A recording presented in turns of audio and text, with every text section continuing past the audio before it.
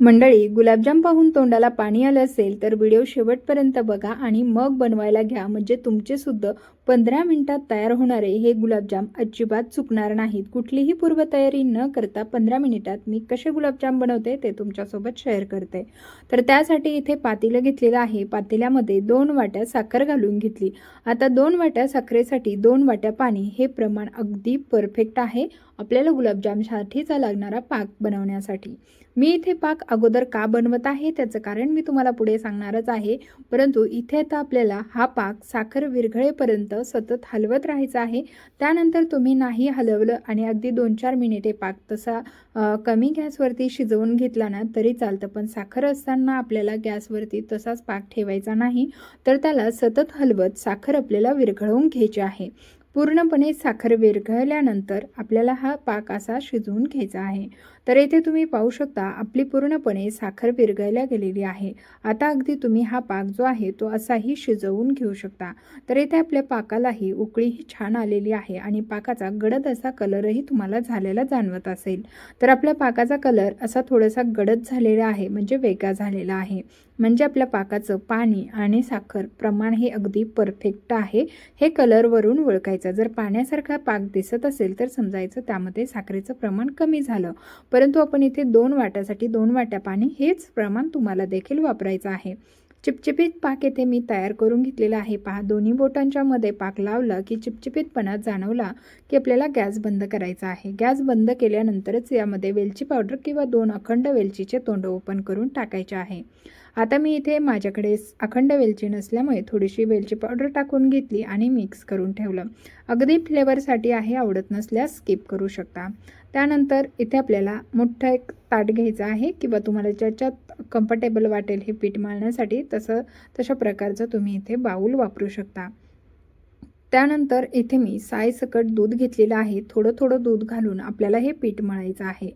आता पीठ मळत असताना किंवा 15 मिनिटात आपले हे गुलाबजाम का तयार होतात याचं मी तुम्हाला मुख्य कारण सांगते। जर तुमचं या प्रेमिक्समध्ये जास्त प्रमाणात दूध पडलं तर गुलाबजाम व्यवस्थित होत नाहीत, कडक होतात आणि त्यामुळे ते पाक शोषत नाहीत, कारण त्यांच्यामध्ये अगोदरच दूध असल्यामुळे त्यांना कुठेही जाळी पडलेली नसते आणि जाळी न पडल्यामुळे पाक शोषत नाहीत आणि त्यामध्ये भिजण्यासाठी जास्तीचा वेळ लागतो।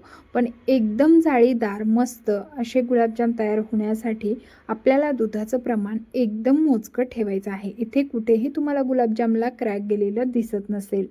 तर गुलाबजामचं मिश्रण एकदम कडक भिजवून घेतलेलं आहे, म्हणजे खूपही ड्राय ठेवायचं नाही। क्रॅक जर जात असतील तर थोडंसं दुधाचा हात लावून तुम्ही पुन्हा मळून घेऊ शकता, परंतु जास्त त्याला आपल्याला पातळ करायचं नाही। तर येथे ना 5 मिनिटं फक्त रेस्ट व्हायला नक्की ठेवायचं आहे। रेस्ट झाल्यामुळे ना पिठाला मऊपणा येतो, म्हणजे त्यामध्ये आपल्याला जास्ती एक्स्ट्रा दूध घालावं लागत नाही।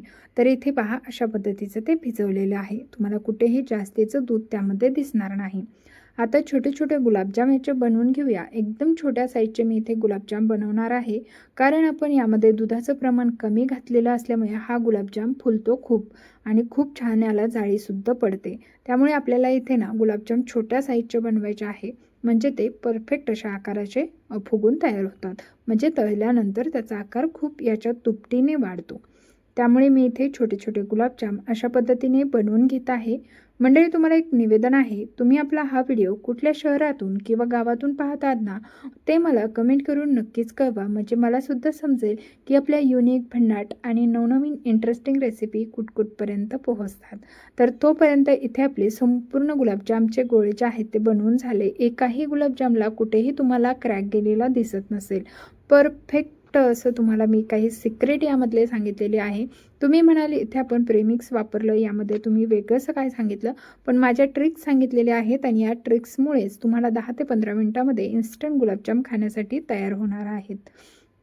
त्यानंतर छोटासा गुलाबजाम तयार करून घेतला आणि तेलामध्ये टाकला, लगेचच वरती आलेला आहे आणि आता तुम्ही कितीही वरून हा गुलाबजाम टाका, तो तेलाच्या खाली तुम्हाला गेलेला दिसणार नाही, तो तेलावरतीच तरंगत आहे, पाहू शकता।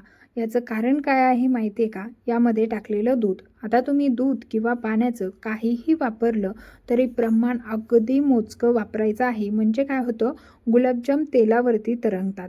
आणि तेच जर तुमच्या गुलाबजाममध्ये जास्त प्रमाणात दूध किंवा जास्त प्रमाणात पाणी झालं तर तुमचे गुलाबजाम हवे तितके छान असे फुगल्या जाणार नाहीत. तळल्यानंतर तुम्ही पहा, अगदी काही सेकंदांमध्येच तेलामध्ये गुलाबजाम दुपटीने फुलल्या गेलेले आहेत. म्हणजे हे खरंच सिक्रेट आहे गुलाबजाम बनवताना.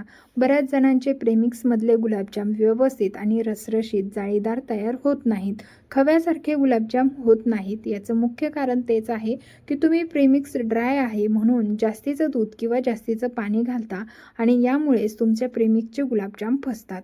तर प्रेमिक्सपासून बनवलेले हे गुलाबजाम अजिबात फसू नये असं वाटत असेल तर मी व्हिडिओमध्ये ज्या काही छोट्या छोट्या टिप्स तुम्हाला सांगितल्या त्या नक्की फॉलो करा. इथे तेलाची हाईट तुम्ही पाहू शकता, जवळपास अर्धा झारा आपला तेलामध्ये जात आहे. जर उभा केला तरी आपले पूर्ण तेलावरती हे मोठे मोठे गुलाबजाम तरंगल्या गेलेले आहे आणि गुलाबजामची साईजही किती मोठ्या साईजमध्ये झालेली आहेत हेही तुम्हाला दिसत असेल. आता इथे गुलाबजाम तळत असताना मात्र गॅसची फ्लेम जी आहे ती लो टू मिडियम ठेवायची आहे. लो टू मिडियमच्या मध्येच आपल्याला हे गुलाबजाम अशा कलरवरती येईस्तवर तळायचे आहे.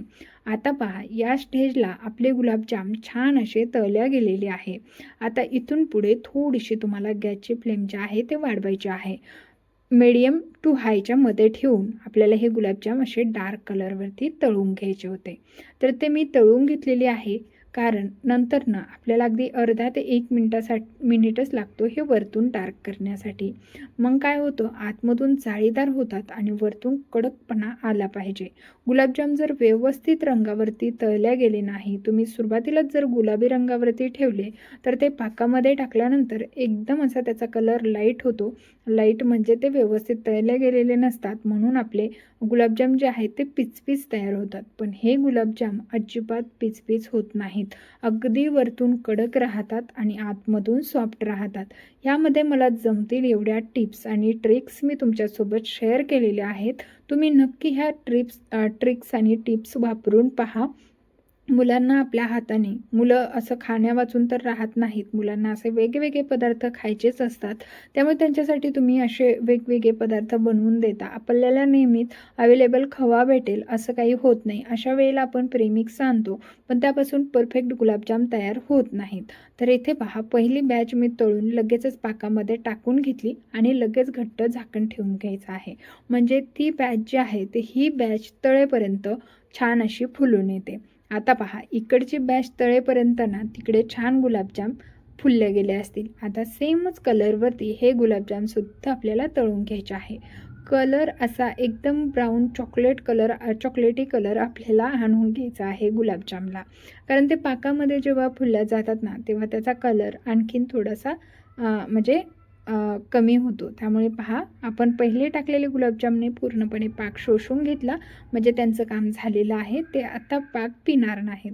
आता राहिलेले जे गुलाबजाम होते ते आपल्याला टाकायचे.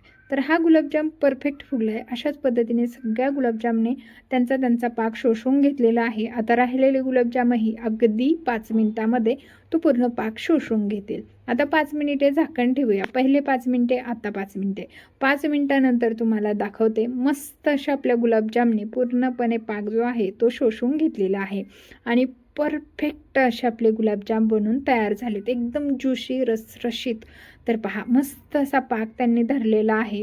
आणि या पद्धतीचे तुमचे गुलाबजाम होतात का ते सुद्धा मला कमेंट करून सांगा. आता पहा, पाक पिल्यानंतर गुलाबजामचा कलर पहिल्यापेक्षा थोडंसं तुम्हाला ब्राउनिश म्हणजे कमी डार्क दिसत असेल. असा मस्त असा चॉकलेटी कलर आलेला आहे आणि खूप सुंदर असे आपले बनवून गुलाबजाम तयार झालेत.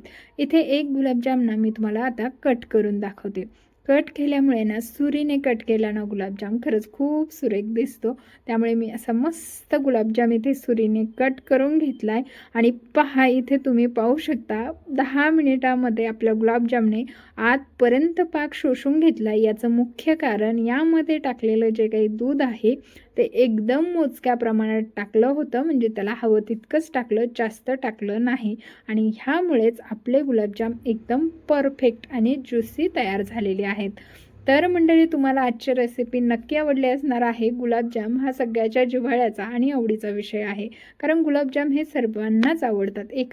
व्यक्ती असेल त्यांनाच गुलाबजाम आवडत नसतील, बाकी सर्वांना आवडतात. तर आजची गुलाबजाम रेसिपी तुम्हाला सगळ्यांना आवडली असेल तर व्हिडिओला जास्तीत जास्त लाईक, सबस्क्राईब आणि शेअरिंग होऊन जाऊ द्या. तर आजची रेसिपी नक्कीच आवडली असणार याची मला खात्री आहे. मित्रपरिवारासोबत हा व्हिडिओ जास्तीत जास्त शेअर करा आणि आपल्या चॅनलला सबस्क्राईब करून घ्या. चला तर भेटूया नवीन एका रेसिपीसह. धन्यवाद.